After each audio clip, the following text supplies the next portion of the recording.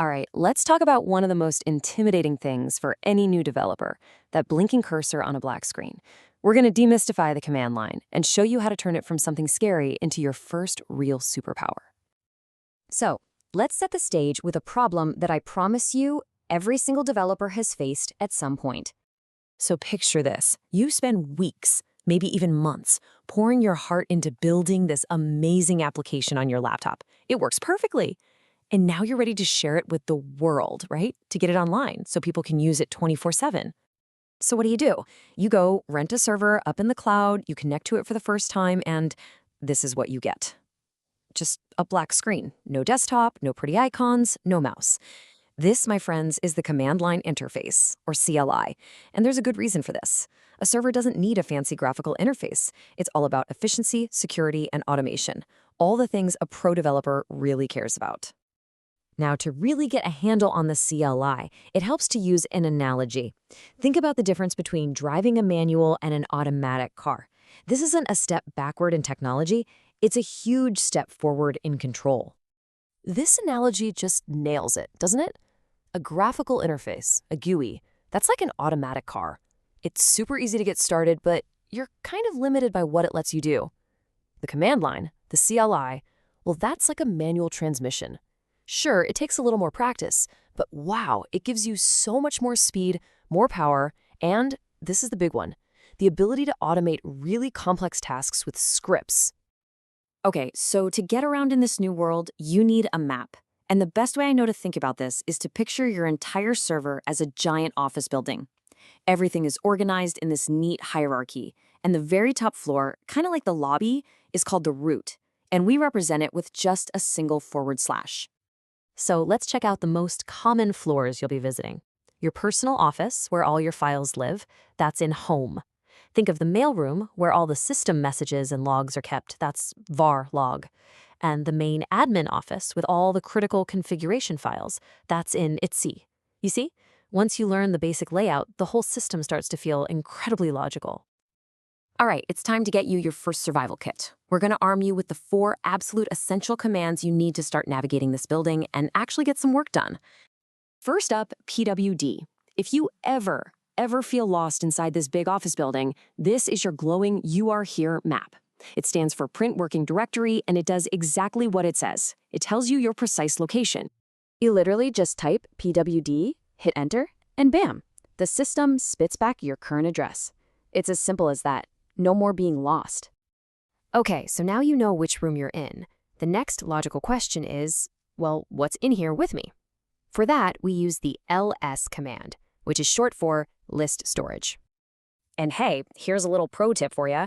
Using ls with the -law flag, it's like giving yourself X-ray vision. It shows you all the files, even the hidden ones, along with all the details like permissions and file sizes, in a way that's actually easy for us humans to read. So we know where we are, we know what's around us, now we gotta actually move around, right?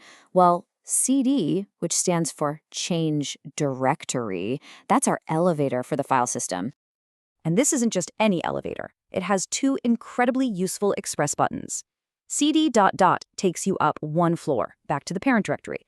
And CD tilde, that little tilde symbol, that's your personal express elevator. It takes you straight back to your home office from anywhere in the building. Super handy. Finally, you can't just work in the hallways, right? You need to create your own rooms to organize your projects. And that is exactly what mkdir, or Make Directory, is for. And check out this massive efficiency hack. That little -p flag, it tells mkdir to create all the necessary parent directories in a path if they don't already exist. So this one command can build out an entire nested project structure for you in a single shot. It's awesome.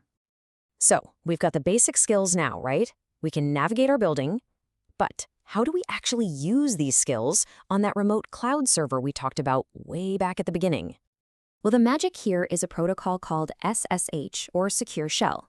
Just think of it like a super secure encrypted tunnel that connects the terminal on your laptop directly to the command line of that server, no matter where it is in the world. What you type here instantly happens over there. Now, for professional use, you're going to want to set up a passwordless login. It's way more convenient and, believe it or not, far more secure than using passwords. It's a simple 3-step process you only have to do once. You generate a set of keys, you copy the public one to the server, and from then on, you can connect instantly and securely, no password required. Okay, with all this incredible power to control a server from anywhere in the world comes an immense responsibility. There is one command you have to treat with absolute, unwavering respect. This command, rmrf/. You should probably burn this into your memory so you recognize it on site, because this is the digital equivalent of a nuclear self-destruct button for your server. I am not exaggerating. Let's just break it down. RM means remove. The -R flag means recursively, so delete this folder and everything inside it. The -F flag means force. Don't ask me for confirmation, just do it.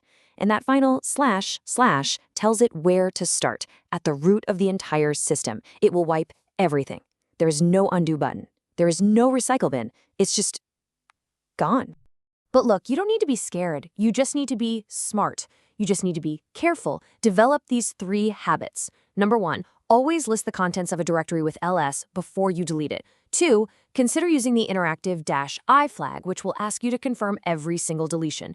And 3, most importantly, just be paranoid. Double check, then triple check before you hit enter on a command like this. So look at what we've done.